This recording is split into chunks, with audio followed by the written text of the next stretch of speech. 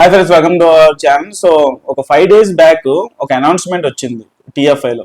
అది NTR and Trivikram combination లో సుబ్రహ్మణ్య స్వామి ఆధారంగా చేసుకొని, ఆ దేవుడి కథని ఆధారంగా చేసుకొని ఒక పెద్ద స్కేల్లో త్రివిక్రమ్ గారు మూవీ ప్లాన్ చేస్తారు. దానికి ప్రొడ్యూసర్ నాగవంశీ. సో అది అనౌన్స్ అయింది. దాని మీద రకరకాలైనటువంటి కాంట్రవర్సీ వచ్చింది. తమిళోళ్ళు మా దేవుడి మీద మీరు ఎట్లా సినిమా తీస్తారు, అది ఇలా ఎందుకు ప్రొజెక్ట్ చేస్తున్నారు, అది ఇది అని చెప్పేసి రకరకాల కాంట్రవర్సీ. నాగవంశీ గారి పోస్ట్ కోట్స్ కి కామెంట్స్ ఆయనకి రిప్లైస్ గా చాలా కామెంట్స్ వచ్చినాయి తమిళ వాళ్ళ దగ్గర నుంచి. అయితే ఇప్పుడు రీసెంట్ గా మళ్ళీ ఈ కాంట్రవర్సీ అనేది నెక్స్ట్ లెవెల్కి వెళ్ళిపోయింది. ఒక తమిళనాడుకి సంబంధించినటువంటి ఒక పార్టీ లీడరు, మేము ఈ సినిమాని ఆపేస్తాము, బ్యాన్ చేస్తాము, ఆందోళన చేస్తాము, దక్షిణ భారతదేశానికి సంబంధించిన దేవుడిగా ఎందుకు మీరు ప్రొజెక్ట్ చేస్తున్నారు అని చెప్పేసి కామెంట్ చేశాడు. సో ఇవన్నీ కూడా మనం డిస్కస్ చేద్దాం. అసలు ఫస్ట్ ఆఫ్ ఆల్ ఈ యొక్క కాంట్రవర్సీ స్టార్ట్ అయింది ఎక్కడంటే, నాగవంశీ గారు ఒక క్యాప్షన్ పెట్టారు. అలాగే అది ఆ పోస్టర్ పెడుతూ అలాగే తారకన్న కూడా క్యాప్షన్ పెట్టారు. అసలు తారకన్న ఏం పెట్టారు అని అంటే, the son of Shiva, the pride of Parvati, the eternal commander and once again with Trivikram అని చెప్పేసి, ఎన్టీఆర్ ఎక్స్ త్రివిక్రమ్ అని చెప్పేసి ఒక హ్యాష్ ట్యాగ్ తో ఈ క్యాప్షన్ పెడుతూ ఆయన పోస్టర్ అనేది పోస్ట్ చేయడం జరిగింది. అలాగే నాగవంశీ గారి పోస్ట్ కే ఎక్కువ నెగిటివ్ కామెంట్స్ వచ్చినాయి. ఆయన పెట్టినటువంటి క్యాప్షన్ ఏంటంటే, born in the north, forged in the heartland, worshipped in the south, now a tale destined to belong to the universe. North లో జన్మించినటువంటి ఒక దేవుడు సౌత్ లో పూజింపబడి ఇప్పుడు ప్రపంచం మొత్తానికి, యూనివర్స్ మొత్తానికి కూడా తెలియబోతున్నాడు అని చెప్పేసి, ఈ కథ తెలియబోతున్నది అని చెప్పేసి ఆయన ఒక పోస్ట్ చేశారు. సో ఈ పోస్ట్ కే తమిళనాడులో తమిళ తంబీస్ అందరూ కూడా రకరకాల కామెంట్స్ చేశారు. కాంట్రవర్సీ అయ్యింది. సో ఇప్పుడు ఈ యొక్క వ్యక్తి ఎవరైతే ఉన్నారో, నాన్ తమిళార్ కచ్చి అనేటువంటి పార్టీ లీడర్, అతని పేరు సీమన్. అతను తమిళనాడుకి సంబంధించినటువంటి పార్టీ లీడర్, పొలిటీషియన్, అతను యాక్టర్ కూడా అంట. నాకు అతని గురించి ఎక్కువ తెలీదు. సో అతను జూనియర్ ఎన్టీఆర్ త్రివిక్రమ్ సినిమాపై వివాదం, తమిళుల ఇష్టదైవం మురుగన్ సుబ్రహ్మణ్యంను ఉత్తర భారతదేశానికి చెందిన దైవంగా చూపడంపై సీమాన్ అభ్యంతరం, సినిమాను ఆపకపోతే ఆందోళనలు ఉధృతం చేస్తాం, సుబ్రహ్మణ్య స్వామి తమిళనాడు దైవమని ఆధారాలు ఉన్నాయి, తమిళుల మనోభావాలను కించపరిస్తే ఊరుకోం అంటూ వార్నింగ్ ఇచ్చిన సీమాన్. సో ఇదంతా కాసేపు మనం పక్కన పెడితే, మన పురాణాల ప్రకారం మనం కూడా సుబ్రహ్మణ్య స్వామిని పూజ చేస్తాం. సుబ్రహ్మణ్య షష్ఠి అంటాం, ఇలా కార్తీక పూర్ణిమ అంటాం. సో ఇలా రకరకాలుగా మనం కూడా పూజిస్తూ ఉంటాం కదా. సో వాళ్ళు పూజిస్తారు, మనం కూడా పూజిస్తాం. అయితే పురాణాల ప్రకారం ఒకసారి మనం చూసుకుంటే, హిందూ పురాణాల ప్రకారం సుబ్రహ్మణ్య స్వామికి వాళ్ళు మురుగన్ అని పిలుస్తారు, లేదా కార్తికేయ అని కూడా పిలుస్తారు.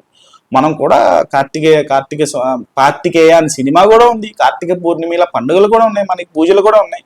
సో భూలోకంలో ఈయనకు జన్మస్థలం లేదు. ఎందుకు లేదు? శివుని 3వ కంటి నుండి వెలువడిన నిప్పు రవ్వలను వాయు అగ్ని దేవతలు పవిత్రమయ్యి శరవణ పోయుగై సరస్సు, అంటే ఒక దివ్య జలాశయం అనమాట. అది శరవణ పోయుగై సరస్సు అనేది తీసుకువెళ్తుండగా ఆయన ఆ నిప్పు రవ్వల నుండి దేవలోకంలో జన్మించారు. సో దేవలోకంలో జన్మించారు అని అంది. పలానా ప్లేస్ లో జన్మించారు అని చెప్పేసి నాగవంశీ గారు ఏమి అక్కడ రాయలే క్లియర్ గా. బార్న్ ఇన్ నార్త్ అన్నారు. ఉత్తరం వైపుగా ఆయన జన్మించారు అని చెప్పి, అంటే ఉత్తరంలో ఏమున్నాయి? హిమాలయ పర్వతాలు ఉన్నాయి. పురాణాల్లో, గ్రంథాల్లో హిమాలయ పర్వతాల్ని దైవానికి సంబంధించినటువంటి ఒక ప్లేస్ గా భావిస్తారు. ఫలానా ప్లేస్ అని చెప్పేసి పేరు చెప్పలా. కానీ వీళ్ళు ఏం చెప్తున్నారు, ఈ తమిళోళ్ళు, సరే వాళ్ళకి మురుగన్ అయి ఉండొచ్చు, వాళ్ళ తమిళ దేవుడు అయి ఉండొచ్చు, నేనేం దానికి ఏమి ఆపోజిట్ కాదు. అలా అని చెప్పేసి మా ప్రాంతంలోనే పుట్టాడు, మా దేవుడు మీద మీరు సినిమాలు తీయకూడదు అని అంటే, దేవుణ్ణి ఒక ప్రాంతానికో ఒక కులానికో మీరు ఎలా కట్టబెడతారు నాకు అర్థం కావట్లేదు. అలా అనుకుంటే వెంకటేశ్వర స్వామి ఇక్కడ కొలువై ఉన్నారు. ఎక్కడ? ఏడుకొండల వెంకటేశ్వర స్వామి తిరుపతిలో. అక్కడికి ఇండియాలోంచి వచ్చినటువంటి ప్రతి ఒక్కరు భక్తులు చాలా మంది ఉంటారు. వాళ్ళందరూ మీరు రావద్దు, మా దేవుడు మీరెందుకు దండం పెట్టుకుంటున్నారు, మా దేవుడి మీద ఎవరు సినిమా తీయడానికి వీల్లేదు అని చెప్పేసి అంటామా? ఎంత మూర్ఖంగా ఉంటది. దేవుడిని ఒక ప్రాంతానికో ఒక ప్లేస్కో ఒక ఏరియాకో కట్టబెడతామా? అది చాలా అసలు దరిద్రమైన ఆలోచన కదా. సో షిరిడి సాయినాథుడి మీద చాలా సినిమాలు వచ్చినాయి.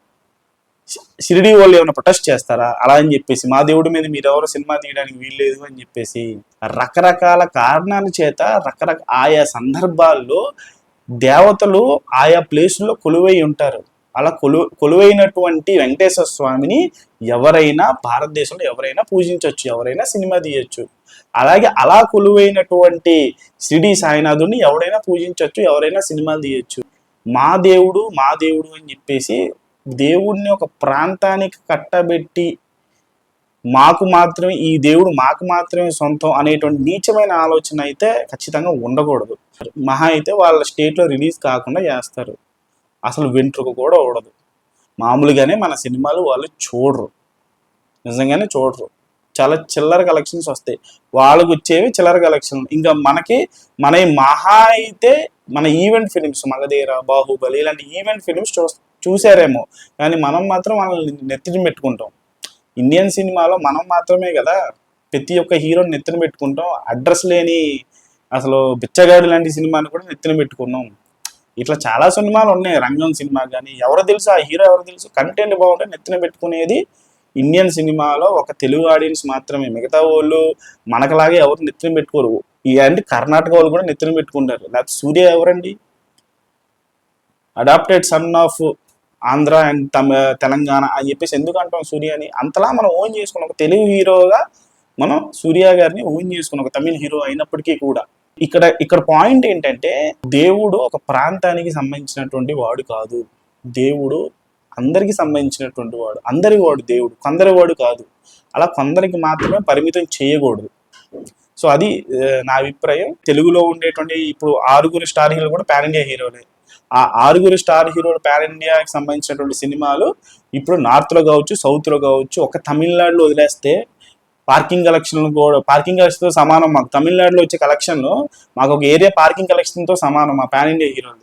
అక్కడ ఆడినంత మాత్రం ఊడేదేముండదు, అది పెచ్చ లైట్ కానీ. సో వీళ్ళకి ఈ ప్రాంతీయ గజ్జి అనేది ఎక్కువ ఉంటుంది, భాషా గజ్జి అనేది. అది నేను తప్పని చెప్పేసి అనను, కానీ ఈ గజ్జి అనేది ఎక్కువ ఉంటుంది ఎవరికి, తమిళ వాళ్ళకి. సో అది దాని గురించి నేను చెప్తున్నాను. అంటే అతికి మించిన గజ్జి కూడా ఎక్కువైతే ఏమవుతుంది, గోక్కుంటాం, దురద పుట్టేస్తే పుండు అయిపోతుంది. సో ఆ కేటగిరీకి సంబంధించినటువంటి వాళ్ళు, ఈ తమిళనాడుకి సంబంధించిన అందరూ కాదు, కొంతమంది వ్యక్తులు దాని గురించి ప్రొటెస్ట్ చేసేవాళ్ళు, వీళ్ళ గురించి మాట్లాడుతున్నాం. సో అది దట్స్ ద పాయింట్. దీని మీద మీ అభిప్రాయం కూడా కామెంట్స్ తెలియజేయండి. ఛానల్ లైక్ చేయండి, షేర్ చేయండి, సబ్స్క్రైబ్ చేసుకోండి.